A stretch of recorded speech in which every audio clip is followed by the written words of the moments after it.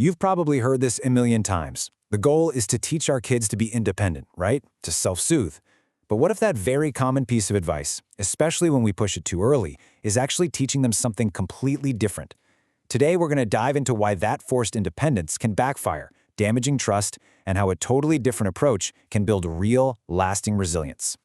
You know, we all tend to celebrate the quote-unquote easy child.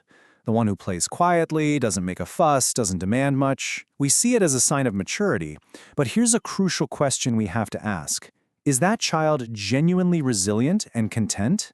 Or have they just learned that to keep everyone happy, it's safer to disconnect from their own big, messy feelings? So what's really going on under the surface? Well, when we push a child to self-soothe before they're actually ready, they don't magically learn resilience. Nope. Their brain learns a much simpler and kind of sad lesson. Asking for comfort doesn't work. So they just stop asking. Now, earned resilience, that comes from the exact opposite experience. It's when they learn over and over that they are capable and that support is always there when they need it.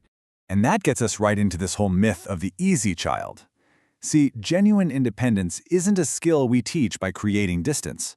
It's actually something that bubbles up naturally after thousands, and I mean thousands, of moments of connection where a child's brain learns, hey, my needs get met, I'm safe. The unseen cost of pushing independence too soon is a child who learns they have to manage life all by themselves. So this is a question you really have to ask yourself. And be honest, is your child's quiet a sign of genuine peace, or is it a survival strategy? Because they've learned that their big feelings are just too much for you or for the room. The difference is so subtle, but wow, it changes everything for their future brain development and their emotional health down the road. Okay, so to really get why this all matters, we've got to look at the science behind it. Let's talk about this idea of your child's emotional thermostat and the fascinating science of how their nervous system actually gets calibrated. And the big idea here, the scientific term for it, is co-regulation. Now, this isn't just some fluffy parenting theory. It's a straight-up biological necessity. A child's nervous system is basically incomplete at birth. It literally wires itself based on the interactions it has with a calm, regulated adult. They have to borrow our calm to learn how to find their own. Think of it this way. Their nervous system is like a brand new thermostat. It can sense hot and cold, stress and calm, but it has absolutely no idea how to regulate the temperature. It doesn't have that internal off switch for stress yet. So it has to connect to your system. It has to borrow yours to learn how it's done. Now, if we just leave them to figure it all out alone too often, that little thermostat can get stuck. It can either get stuck in the on position, which leads to a child who's hypersensitive, they treat every tiny stressor like it's a 5-alarm fire, or it gets stuck off. And that's our easy child we talked about, the one who just shuts the whole system down and learns that being low maintenance is the price they have to pay to get your approval. Okay, and this is where it gets really interesting. Here's the big twist in all of this. Helping your child doesn't make them weak. It actually builds their persistence, their grit. But you have to do it the right way. It's all about understanding this one key thing. Rescuing is the enemy of grit, but connection is its fuel. All right, so enough with the why. Let's get to the how. How do we actually put this into practice? Let's walk through a super practical toolkit for this. It's called the Responsive Anchor Method. This is how you build real, honest-to-goodness grit.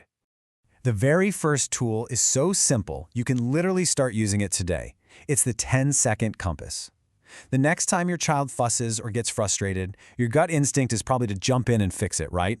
Instead, your job is to do nothing. Just pause for 10 seconds. That tiny little gap, that's where all the magic happens. So, what are you doing in those 10 seconds? It breaks down into 3 simple steps. First, you just pause before you even move a muscle. Second, you observe. You're like a detective, trying to figure out what's really going on.